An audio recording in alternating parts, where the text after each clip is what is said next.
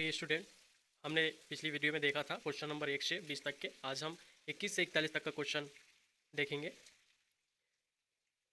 Question है, कौन सा हार्मोन शरीर को आपातकाल के लिए तैयार करता है? कौन सा हार्मोन शरीर को आपातकाल के लिए तैयार करता है? एड्रेनलिन, इंसुलिन, मेलाटोनिन या थायमासिन? तो आप बता सकते हैं एड्रेनलिन। इसका उत्तर क्या होगा? Adrenaline. Option number A, adrenaline. ठीक है, आगे बढ़ते हैं। क्वेश्चन नंबर 22, दो तंत्रिका कोशिकाओं के मध्य खाली स्थान को क्या कहते हैं? हमारे पास जो दो तंत्रिका कोशिका होती है उसके मध्य में जो खाली स्थान होता है उसे क्या कहा जाता है? तो उसे ध्रुमिका, सिनेप्स, एक्सोन या आवेग। ठीक है, तो इसको सिनेप्स कहा जाता है। क्वेश्चन नंबर 22 सही हो जाएगा। आगे बढ़ते हैं। क्वेश्चन नंबर 23, प्रतिरोधक हार्मोन्स किसे कहते हैं? प्रतिरोधक हार्मोन्स किसे कहते हैं? साइटोकाइनिन, जिब्रेलिन, ऑक्सिन या थाइमोसिन?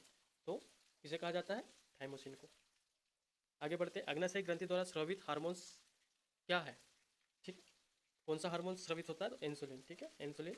आगे बढ़ते हैं। रेटिना पर बनने वाला प्रतिबिंब कैसा होता है? आभासी तथा सीधा, वास्तविक तथा सीधा, वास्तविक तथा उल्टा या आभासी तथा उल्टा? तो क्वेश्चन नंबर इसका कौन सा सही हो जाएगा? Option number 6।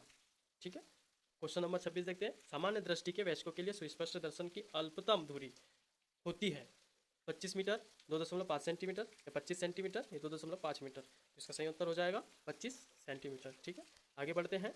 मानव नेत्र जिस भाग पर किसी वस्तु का प्रतिबिंब बनाते हैं वह है, ठीक है, जिस भाग पर वस्तु का प्रतिबिंब बनाते हैं तो उसे क्या कहते हैं? तो उसे दृष्टिपटल कहा जाता है। ठीक है, आगे बढ़ते हैं।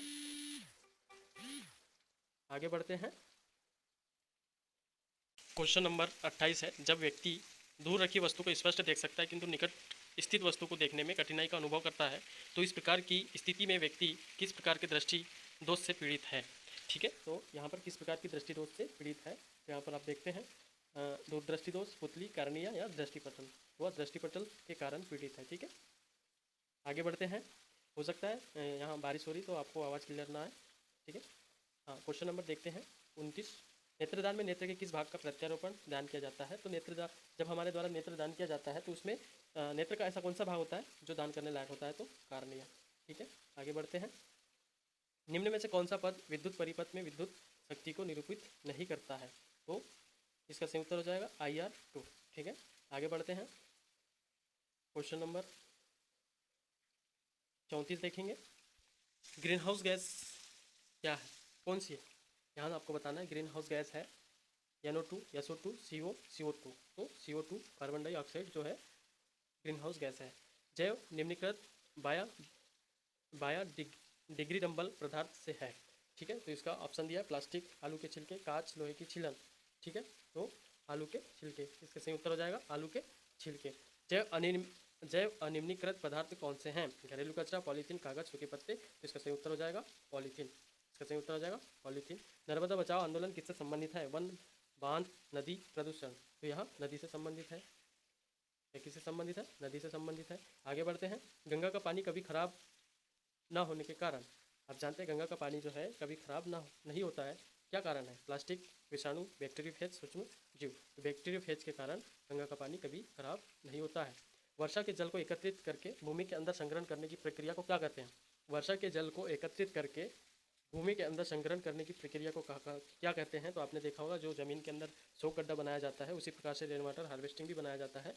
ठीक है, तो भूमि के अंदर संग्रहण करने की प्रक्रिया, जल को भूमि के अंदर संग्रहण करने की प्रक्रिया रेन वाटर हार्वेस्टिंग कहलाता है। ठीक है, रेन वाटर हार्वेस्टिंग कहलाता है। आगे बढ़ते हैं। चिपको आंदोलन से संबंधित है। चिपको आंदोलन से कौन संबंधित है? तो दिया गया है Sundarlal Bahuguna, Charles Darwin, Robert John Mendel. तो चिपको आंदोलन से सुंदरलाल बहुगुणा संबंधित है। ठीक है, आगे बढ़ते हैं। अमृता देवी विश्नोई पुरस्कार संबंधित है। अमृता देवी विश्नोई पुरस्कार किस क्षेत्र में दिया जाता है या किससे संबंधित है? तो नाभिकीय संरक्षण, ऊर्जा संरक्षण, जीव संरक्षण या जल संरक्षण? तो जीव संरक्षण के क्षेत्र में दिया जाता है। अमृता देवी विश्नोई पुरस्कार जीव संरक्षण के क्षेत्र में दिया जाता है।